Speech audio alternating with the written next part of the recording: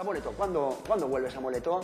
Porque se está especulando mucho con el tema de las lesiones. Yo creo que el equipo te necesita, pero estoy seguro de que no vas a forzar esta vez, ¿no, Samu? No. Yo creo que tengo que ir despacio, ¿no? Y tampoco tenemos prisa, tenemos una gran plantilla y hay jugadores de sobra que pueden dar resultados, ¿no?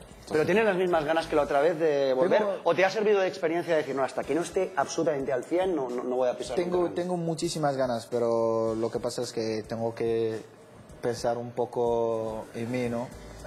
Aún tengo una larga carrera, si Dios quiere, y si quiero ayudar a mi compañero por muchos años, tengo que pensar un poco en mí. Entonces voy a ir despacio, recuperarme totalmente y espero que volveré muy pronto. Supongo que estás siguiendo, como todos, además tú eres una persona pasional, la actualidad azulgrana. Tanta lesión nos está dejando absolutamente secos. Esto parece un poco... Y espero hacerlo lo mejor posible porque me gustaría seguir aquí y que los dirigentes también crean que puedo aún dar de mi fútbol aquí, ¿no? Pero será con mucha ilusión. ¿Tú crees que los dirigentes confían en ti exactamente igual ahora que hace un año? Sí. Sí, ¿eh? Tu relación es la misma con Joan Laporta. Totalmente. Sabemos que con el presidente has tenido siempre una relación magnífica.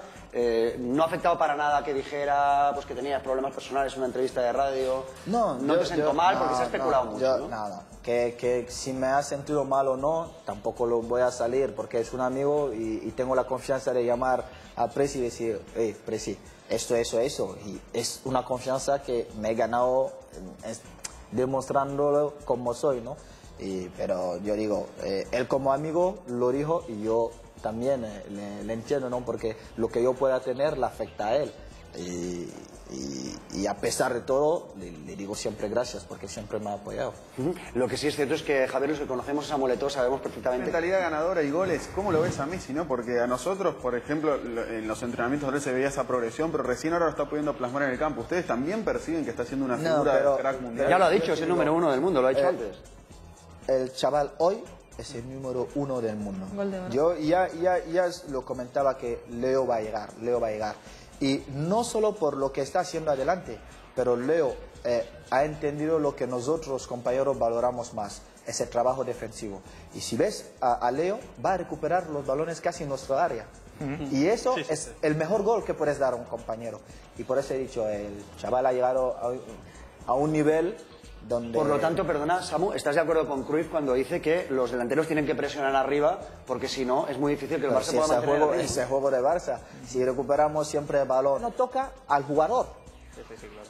Entonces es ahí donde es algo. Por ejemplo, Ronaldinho y tú sois amigos realmente, o sea, ¿os consideráis amigos? ¿Sois compañeros? Somos amigos. Sois Hemos amigos. pasado el hecho de compañeros, somos amigos, pero la gente se empeña en decir que entre Ronnie y yo, alguien me dijo un día, Samuel, ¿sabes qué?